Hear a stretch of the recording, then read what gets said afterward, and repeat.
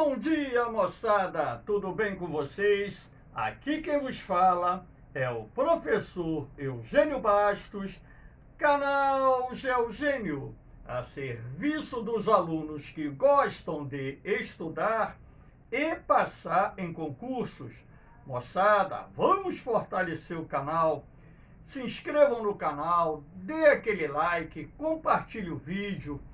Acesse o sininho das notificações e ajude o professor Eugênio Bastos a democratizar o ensino da geografia. Moçada, no nosso encontro de hoje, iremos falar sobre as unidades de conservação do Brasil. Havendo qualquer dúvida, faça sua pergunta lá na parte dos comentários, que eu terei a máxima satisfação de respondê-la. Valeu, moçada? Espero que vocês gostem do nosso encontro e lembrando que esse assunto já caiu algumas vezes na prova da ESA, também já foi cobrado na prova do Colégio Naval, também em vestibulares e na SpaceX. Fiquem ligados, porque esse tema tem sido cobrado sobretudo em concursos militares. Vamos começar o nosso encontro de hoje mostrando esse mapinha do Brasil e a ideia aqui é falar sobre o percentual da área ocupada pelas unidades de conservação nos nossos biomas. Por exemplo, Pantanal Mato Grossense, 5%, Pampa, 3%, Mata Atlântica, 9%, Cerrado, 8%, Caatinga, 7%, Amazônia, 25%. Então, aqui é o percentual de cada bioma em unidade de conservação. Sendo assim, podemos perceber que, através desse mapa, em vários pontos do território brasileiro, principalmente na Amazônia, onde você tem uma vegetação nativa mais preservada, existirá um percentual também maior de preservação dessa vegetação em unidades de conservação. Aqui nós temos um outro mapa cujo objetivo é falar, mostrar a vocês, mostrar a vocês, as unidades de conservação de acordo com os biomas existentes em nosso país. Lembrando que a unidade de conservação ou unidades de conservação são áreas naturais criadas e protegidas pelo poder público federal, estadual e municipal, reguladas pela Lei 9.985. Inclusive, a lei também já foi citada em concurso. Agora nós veremos os diferentes tipos de unidades de conservação existentes em nosso país. Então vamos lá. A classificação das unidades de conservação. Aqui nós temos a primeira categoria, proteção integral. Então, as unidades de conservação classificadas na categoria proteção integral estão assim divididas. Estação ecológica de posse e domínio público, destinada à preservação da natureza e à realização de pesquisas científicas.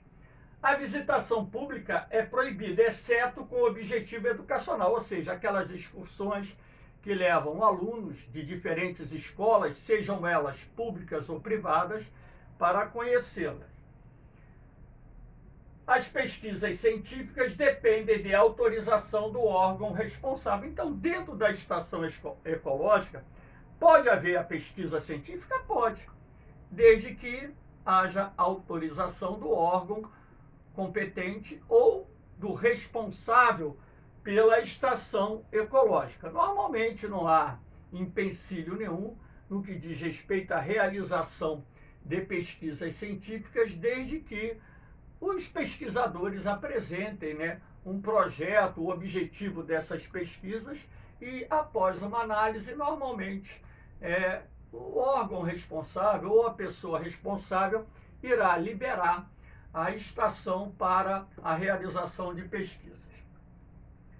A reserva biológica destina a preservação integral da biota, ou seja, do bioma, e demais atributos naturais existentes em seus limites, sem interferência humana direta ou modificações ambientais, excetuando-se as medidas de recuperação de seus ecossistemas alterados e as ações de manejo necessárias para recuperar e preservar o equilíbrio natural, a diversidade biológica e os processos ecológicos. Então, aqui na reserva biológica, às vezes, o que ocorre? O poder público, melhor dizendo, ele vai criar uma reserva biológica e numa área que foi parcialmente alterada pela ação humana. Então, dentro dessa área que foi alterada pela ação humana, poderá ocorrer um processo de restauração do bioma. E, sendo assim, nós temos uma ação humana autorizada, cuja finalidade é restaurar aquela área como forma de proteger e preservar a sua biodiversidade, ok? Então, aqui nós temos também as imagens, né, mostrando aqui a Estação Ecológica Paulo de Faria. Aqui nós temos uma imagem de uma entrada de uma reserva ecológica aqui do Tinguá, no Rio de Janeiro, aqui no estado do Rio de Janeiro, enfim. Aqui nós temos a classificação das unidades de conservação, ainda proteção integral, Parque Nacional. Tem como objetivo básico a preservação dos ecossistemas naturais de grande relevância ecológica e beleza cênica, possibilitando a realização de pesquisas científicas e o desenvolvimento de atividades de educação e interpretação ambiental, de recreação e de turismo ecológico. É o caso aqui dessa imagem, né, do Parque Nacional da Floresta da Tijuca, no município do Rio de Janeiro, lembrando que a Floresta da Tijuca é a maior floresta urbana do mundo. Nenhuma cidade do mundo tem uma área florestal tão grande como a existente no Parque Nacional da Floresta da Tijuca.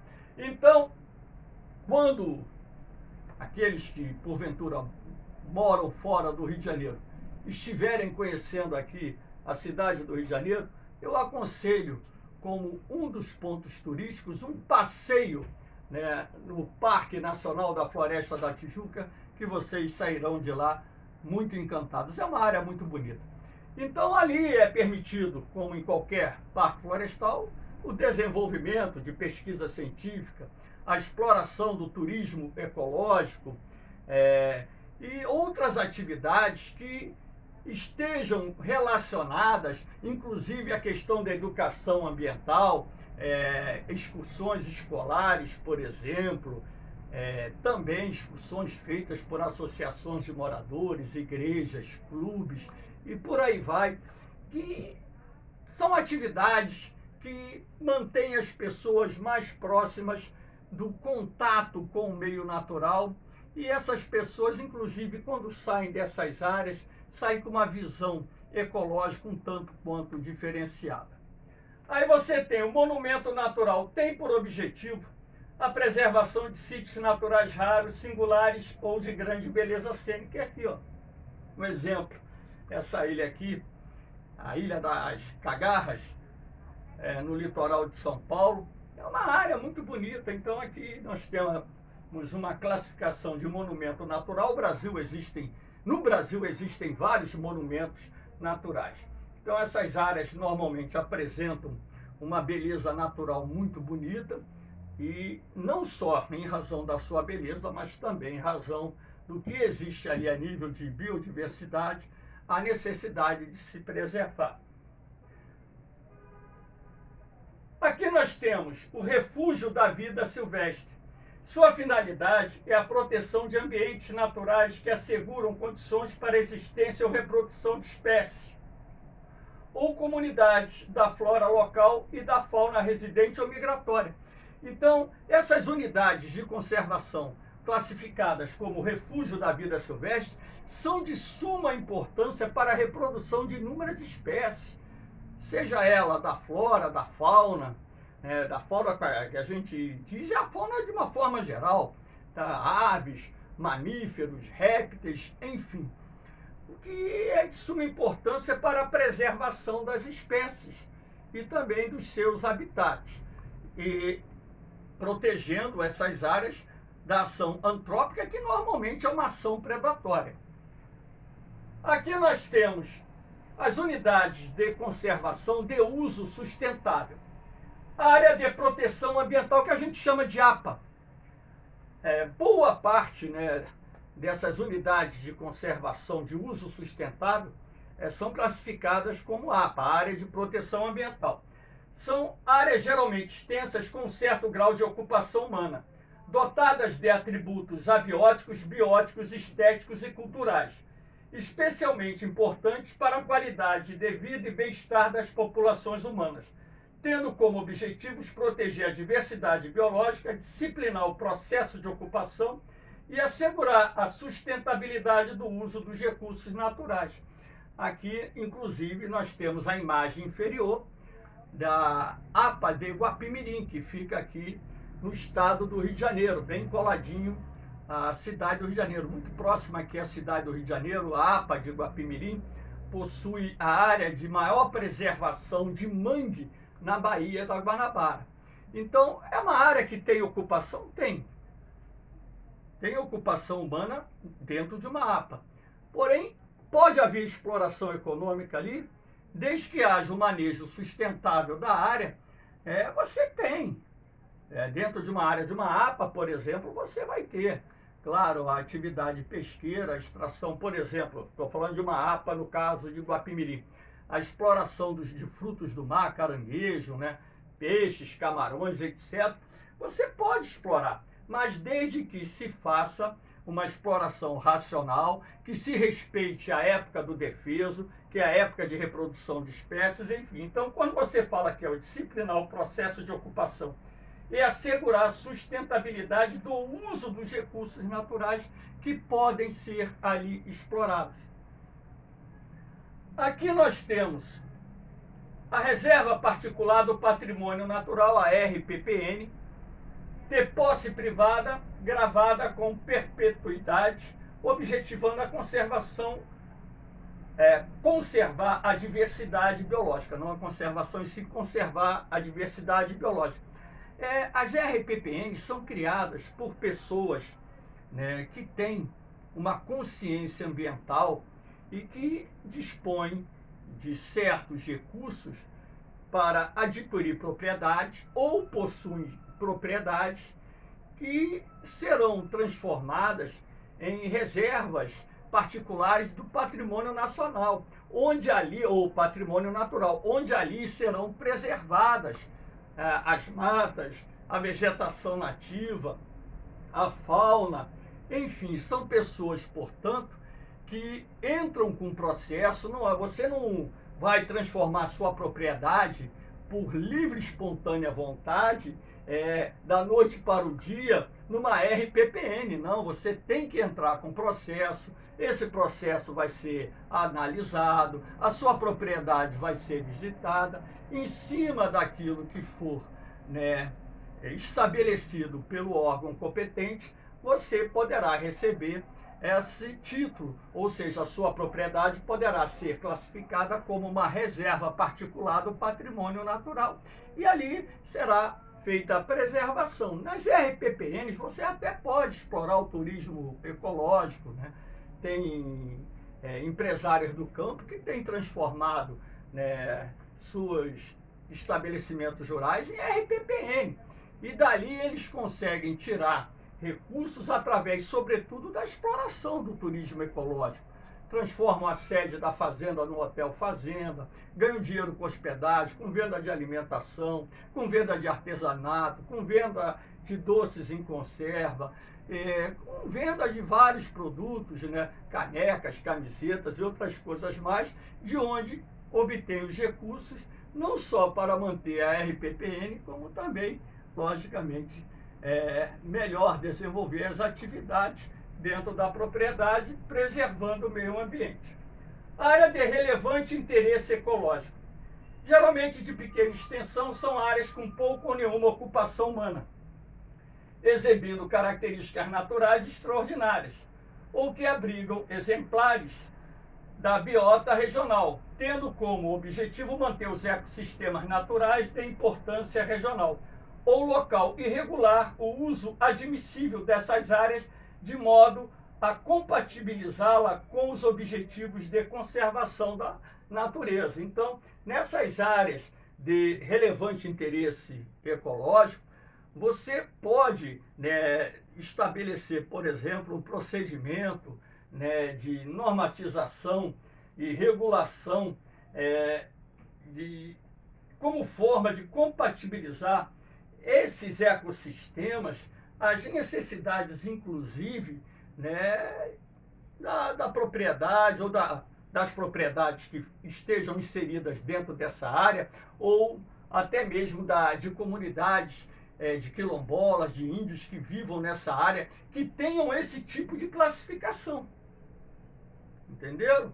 Então aqui nós temos a Floresta Nacional, a FLONA, é uma área de cobertura florestal de espécies predominantemente nativas e tem como objetivo básico o uso múltiplo, sustentável dos recursos florestais e a pesquisa científica com ênfase em métodos para exploração sustentável das florestas nativas. Então, nas florestas nacionais, pode-se fazer exploração econômica? Claro que pode, desde que essa exploração econômica aplique os conceitos do desenvolvimento sustentável, o corte seletivo de árvores, a exploração de espécies nativas da floresta de uma maneira ordenada que não agrida a flora e permita a sua manutenção. Então é isso que os ecologistas defendem em muitos casos, a aplicação de modelos de desenvolvimento sustentável como forma de garantir a sustentabilidade de determinados trechos de importantes biomas existentes não só aqui no Brasil, como em outras partes do mundo. Reserva de desenvolvimento sustentável são áreas naturais que abrigam populações tradicionais cuja existência está baseada em sistemas sustentáveis de exploração dos recursos naturais, desenvolvidos ao longo de gerações, adaptados às condições ecológicas locais, que desempenham um papel fundamental na proteção da natureza e na manutenção da diversidade biológica. Então, a reserva de desenvolvimento sustentável, normalmente, dentro dela você vai ter uma comunidade de quilombola, você vai ter aldeias indígenas, você vai ter, no caso da Amazônia, a presença do caboclo, que são os chamados povos da floresta, que poderão ali explorar os recursos de forma que garanta a sustentabilidade dessas populações, dessas comunidades. E é uma unidade de conservação interessante porque ela visa preservar o modo de vida dessas comunidades que vivem nessas áreas e dependem muito daquilo que a natureza ofereça para a subsistência das mesmas. Aqui você tem a reserva da fauna. É uma área natural com populações animais de espécies nativas terrestres ou aquáticas, residentes ou migratórias, adequadas para estudo técnico-científico sobre o manejo econômico sustentável de recursos da fauna. Então, as reservas da fauna, ela tem por objetivo também a preservação de espécies, inclusive aquelas que estejam ameaçadas pela ação antrópica de extinção. Aqui no Brasil existem várias unidades de conservação que são classificadas dentro dessa categoria. A reserva extrativa, utilizada por população nativa cuja subsistência baseia-se no extrativismo e complementarmente na agricultura de subsistência e na criação de animais de pequeno porte, tendo como principais objetivos proteger os meios de vida e cultura dessas populações e assegurar o uso sustentável dos recursos naturais da unidade. As reservas extrativas começaram a ser criadas em grande quantidade aqui no Brasil, sobretudo lá na Amazônia, a partir da década de 1990, após o assassinato do líder sindical Chico Mendes, que era um defensor da preservação da floresta amazônica, de onde, né, os seringueiros extraíam ali os seus meios de subsistência. Então, a criação dessas reservas extrativas tem por objetivo assegurar aos povos da floresta, às comunidades locais, os recursos naturais necessários para que elas possam sobreviver, permitindo a essas comunidades, por exemplo, o desenvolvimento de uma agricultura de subsistência, a criação de animais, de onde elas tirarão também os alimentos e os recursos necessários para manter as respectivas comunidades. Aqui nós temos essa imagem inferior, exemplificando aqui a reserva Chico Mendes, que ficou muito famosa após a sua criação, até mesmo porque o Chico Mendes acabou tendo uma repercussão internacional como um líder defensor da floresta amazônica, e seu assassinato acabou, né, acelerando esse processo de criação de reservas extrativas em nosso país. Aqui, para finalizar o nosso encontro, eu estou mostrando a vocês algumas formas de agressão que vêm sendo cometidas nas unidades de conservação. O garimpo ilegal, garimpeiros têm invadido unidades de conservação, principalmente na Amazônia. Aqui nós temos os grileiros, principalmente grileiros, que invadem as unidades de conservação, desmatam, queimam a floresta, para depois lotear essas áreas e ganhar muito dinheiro através da ocupação ilegal e criminosa das terras devolutas e a venda dessas terras para produtores rurais.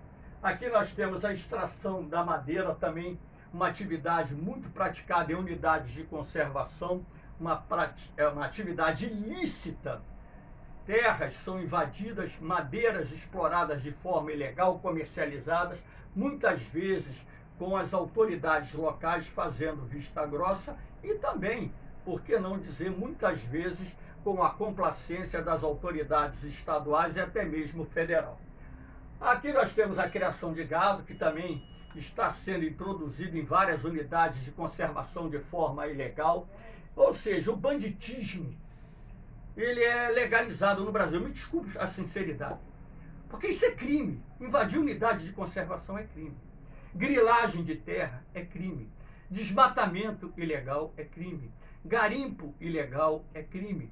E essas pessoas têm que ser combatidas, têm que ser presas, têm que ser obrigadas a recuperar aquilo que destruiu, para dar exemplo a outras pessoas para que não façam essas atividades ilícitas que há muito têm sido denunciadas em nosso país. Ninguém é contra ocupar, por exemplo, a Amazônia, desde que se faça a ocupação dentro de um processo racional planejado, um processo que vem acompanhado do desenvolvimento sustentável, que é um conceito em que você explora os recursos naturais de forma a preservá-los para as futuras gerações. Então, você não destrói por destruir os ecossistemas, você explora os recursos de uma forma equilibrada, racional, planejada, garantindo para as futuras gerações aquilo que elas precisarão para sobreviver nesse planeta. Moçada, espero que vocês tenham gostado dessa aula. Dê aquele like, compartilhe o vídeo, ajude o professor Eugênio Bastos a democratizar o ensino da geografia. Aqui nós temos, mais uma vez, a citação dos grupos de apoio lá no Facebook, onde vocês poderão ter acesso aos meus materiais em PDF, 0800, não estou cobrando nada por isso. É só entrar lá na área de arquivo que esses materiais estão disponíveis para você, dependendo da área escolhida para o concurso, ESA, SPSEX, Colégio Naval Vestibular. Tem esses grupos aqui, vocês de repente, através do print, vocês podem colar e acessar, pedir o acesso ao grupo, que eu terei o máximo prazer de autorizar a entrada de vocês. E aqui também está o meu Instagram, caso vocês queiram fazer parte da família Geogênio. Valeu, moçada! Um beijão no coração de vocês, um forte abraço! Fiquem com Deus, eu vou, Mas eu volto, hein? Fui!